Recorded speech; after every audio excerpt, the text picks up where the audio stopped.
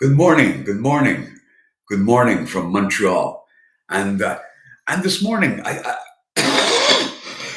excuse me, I wanted to speak again about the COVID.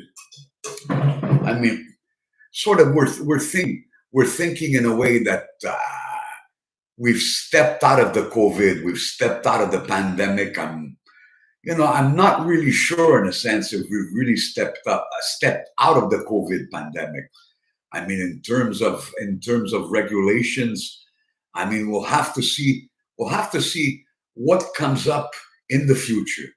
But I mean, it's good to take a little historical perspective, a little historical perspective in what occurred during the pandemic, because when events occur,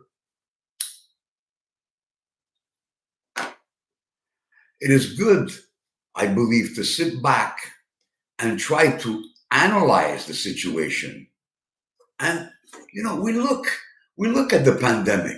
We look at the pandemic. Now it's been since its so-called inception. Maybe it's going on to about 3 years or whatever.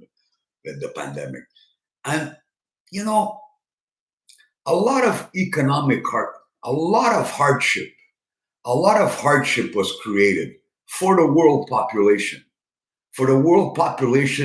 on many levels. I mean, one of the first levels, I mean, economic level that comes to mind. I mean, just to think, just to think of the economic repercussions of the mandates, the restrictions that took place, that the governments forced upon us. I mean, many people, I don't have the statistics in front of me. I'll have to investigate again. I'll have to investigate. But many people across the world lost their jobs.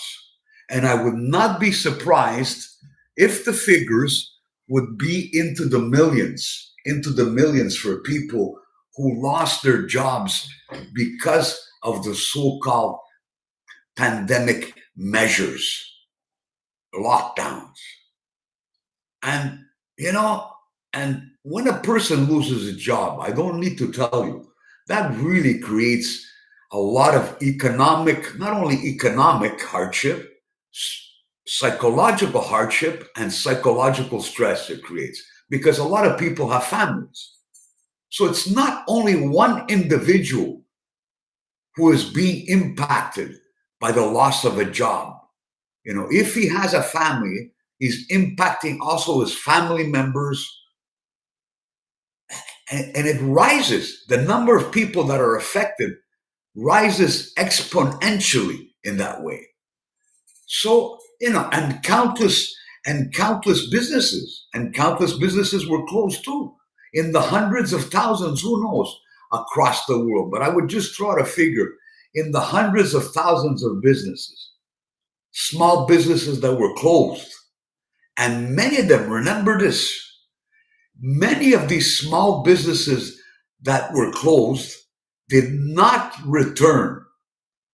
And these were businesses, like I read, some businesses which had been operating for many, many years, they have been operating, and they had lost their livelihood. Can you imagine to yourself the shock of losing, I don't know, losing your family business that maybe you've been working, who knows, 10, 15, 20 years, and it disappears in practically in one moment in front of you. These are things, these are things that you have to consider now. You have to look back on, you know, because a lot of people were cheerleaders. They were cheerleading what the governments did. But I think a lot of people didn't reflect on these consequences that were taking place. And believe me, the consequences of the measures that were put into place will be felt for many years. It's not something, It's not the consequence. What I'm trying to say is not something which disappears in a day. If you lost your job, you may suffer hardship for a very long time in gaining again, how do you say it? In gaining employment again. You may lose your home. There's a lot of serious consequences that need to be taken place, that need to take place. And it seems in a way that the governments now have calmed down in their very authoritarian stance, because they took a very authoritarian stance, a very coercive stance during the pandemic.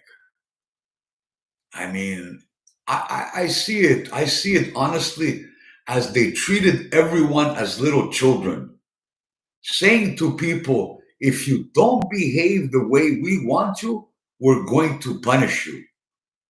And they did punish people. The governments did punish people and making them lose their jobs.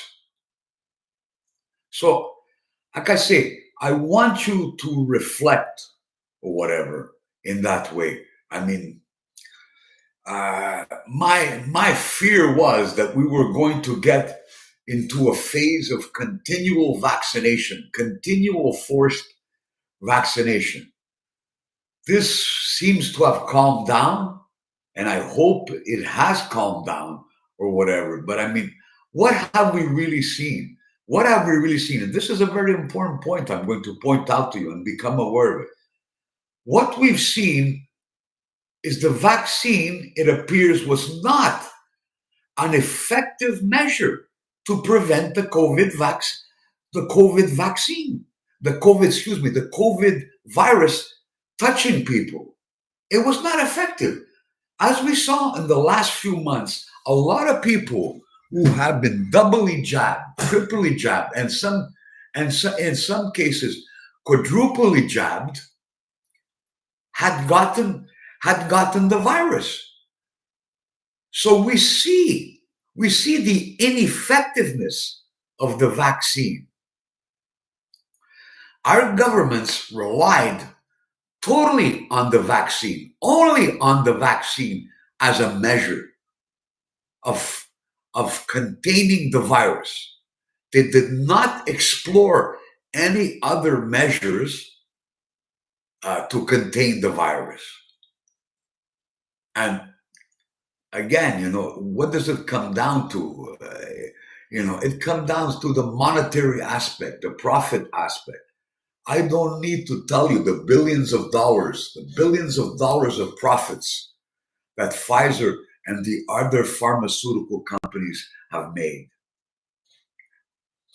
A lot of this was behind the vaccination mandates. This profit greed, this profit mode. Anyway, some things for you to think about. Thank you for your time.